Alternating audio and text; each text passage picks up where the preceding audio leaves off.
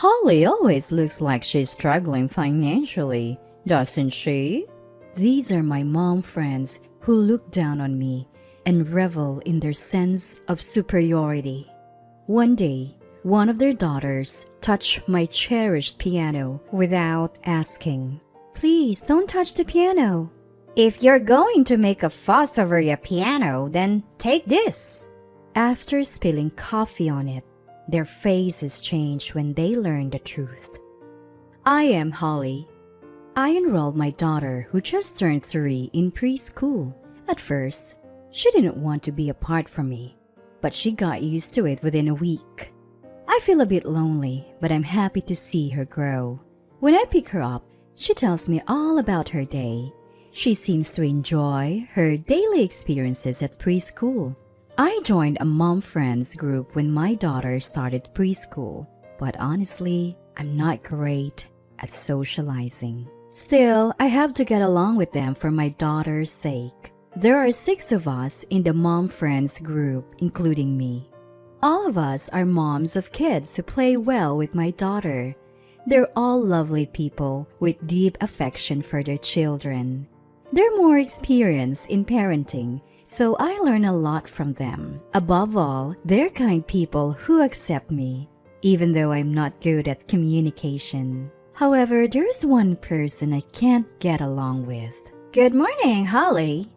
Good morning, Dorothy. Hey, what's with that ugly bag your daughter has? Oh, I made the bag from her old clothes. Seriously?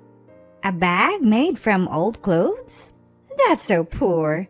I'd be embarrassed to let my precious daughter carry that. Your daughter must be trying to be considerate of you. Is that so? Dorothy continued to look down on me with a bitter smile. The mom friend I can't stand is Dorothy. She's the wealthiest mom in the group. She always wears expensive clothes and bags, and she's beautiful with a great figure, the kind of woman everyone admires. But she has a bad personality. She targets people like me who are not assertive and looks down on them. I don't have the courage to talk back, so I just smile awkwardly. All right, your house is the venue for this week's tea party, isn't it? Yes, it's my turn this week. In the mom friends group led by Dorothy, we have a tea party at someone's home once a week. Although it's mostly just listening to Dorothy brag, I've hosted a tea party at my home several times before. My home is not as stylish as Dorothy's, so she never misses a chance to look down on me. She'd say things like, "It's weird not to have any paintings on the wall," or "Where did you get this tasteless sofa?" She even ridiculed my cherished piano. I'm sure I'll be exhausted from forcing smiles while being looked down upon. To be honest, I'm not looking forward to it. After all, it's at your house, Holly. Your furniture is all old and not attractive, but rules are rules, so I'll go. See you later. Dorothy said what she wanted and quickly left the preschool.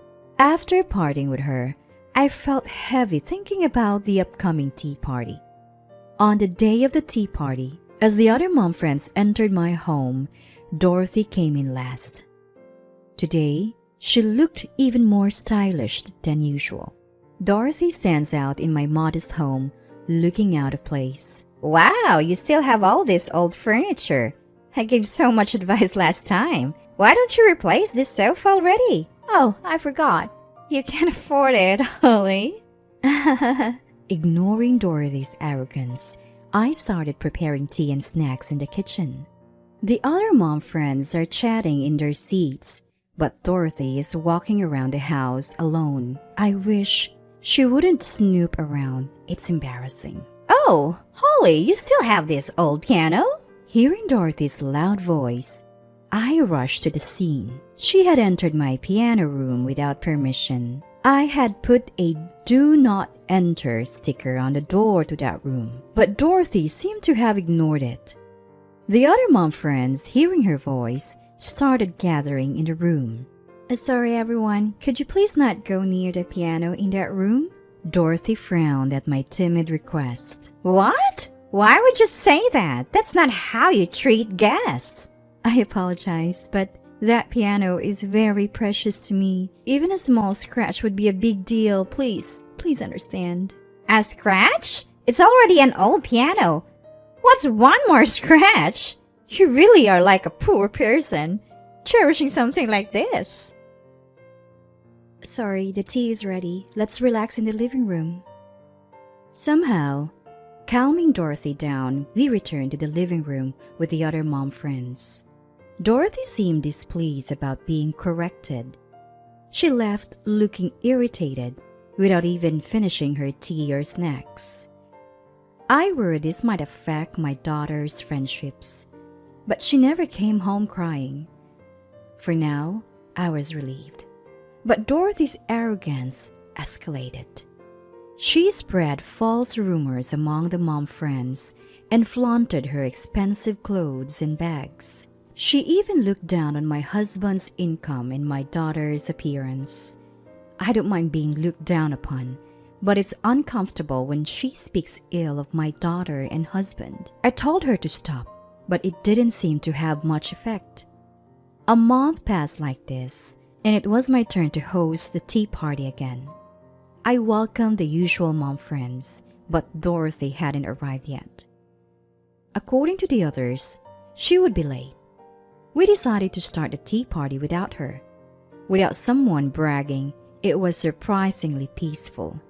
I was talking without tension for the first time in. But she never came home crying. It was probably Dorothy. I got up and opened the door. Sorry, I'm late. I was picking up my daughter from daycare. Dorothy was holding a little girl about 2 years old. Thank you for coming, Dorothy. Is your daughter joining us? Do you have a problem with that? No, I just wasn't expecting it. It's none of your business. Let us in. Sure. Sorry. Dorothy's daughter ran into the house as soon as they entered. As I tried to stop her, Dorothy pulled my arm. She's fine on her own. She's a good girl. But what if she gets hurt? Do you have anything dangerous lying around?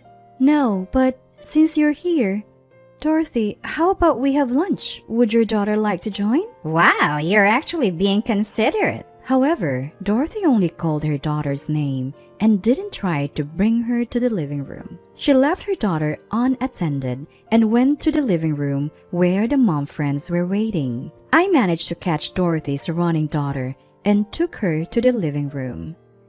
I handed her to Dorothy and started preparing lunch. As I was bringing the prepared dishes to the living room, I heard a noise from the hallway. I had a bad feeling and went to check.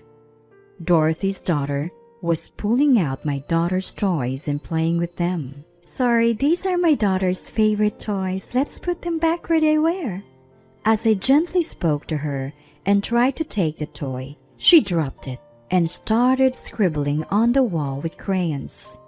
I grabbed her arm in a panic and she burst into tears. Hearing her cries, Dorothy and the mom friends rushed to the hallway.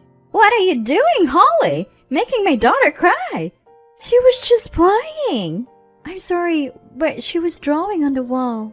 She's a child. Let her doodle. It's not a big deal. But we're renting, so we'd have to pay for repairs. You really are like a poor person. That's a small expense.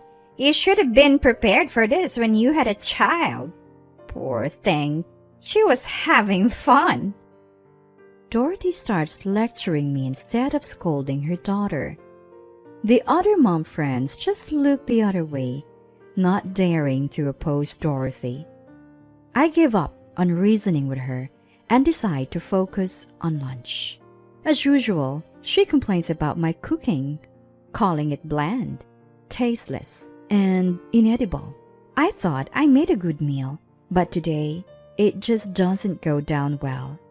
Just when Dorothy's bragging session starts, I hear the sound of a piano.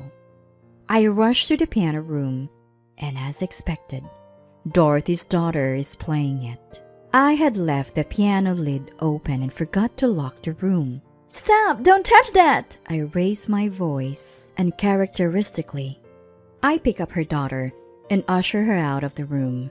Dorothy rushes in, hearing her daughter cry. Holly, what's the problem?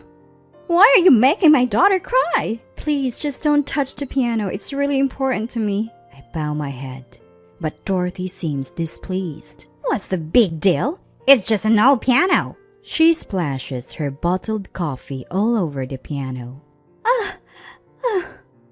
I try to wipe it off with my clothes, but it's too late. The coffee seeps into the white case and flows deeper into the strings. I collapse to my knees, realizing there's nothing I can do. The other mom friends rush in, asking what happened. I don't have the energy to answer. Instead, Dorothy gleefully recounts the events. Holly interrupted my daughter while she was happily playing the piano and made her cry. I didn't like her for a while and she became obsessed with playing the piano, so I poured coffee on her and pretended I never made her cry. Mom friends wondering which one to follow. One of the mom friends interrupts. Wait, this piano, it's worth over $1 million. She mumbles and turns pale. Oh, what's wrong? Why that long face? Is it about this old piano?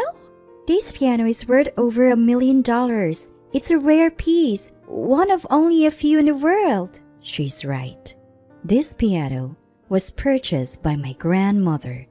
It's a limited edition worth about $1 million. I had promised to keep it safe for generations.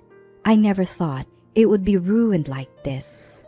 You're lying. Holly, how could someone like you own such a valuable piano? Speak up. Say it's a lie. No, it's not a lie. This is a cherished piano passed down from my grandmother. I warned you not to touch it before. If Dorothy spilled coffee on it, then she'll have to pay for the repairs. That would be around $100,000. $100,000? I can't afford that. Besides, it's Holly's fault for not telling me it was valuable. Dorothy tries to make excuses, but realizes her position. She apologizes profusely. I'm so sorry, Holly. I had no idea that old piano was so valuable. I'm truly sorry. Please don't bill me for the repairs. She had always looked down on me and acted arrogantly.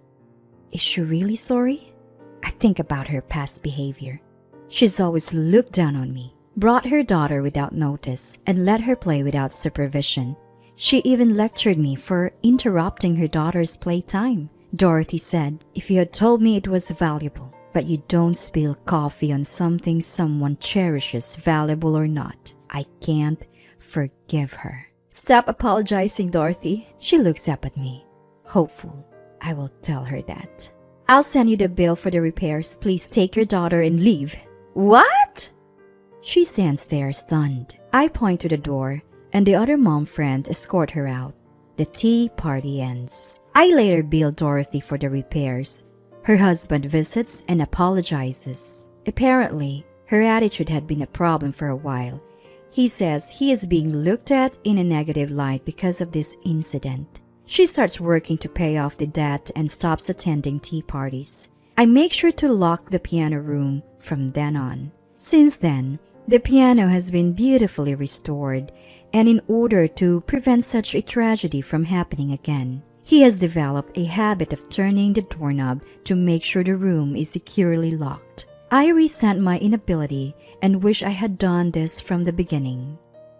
Years pass, and my daughter grows up. I pass on the piano to her, knowing she'll take good care of it.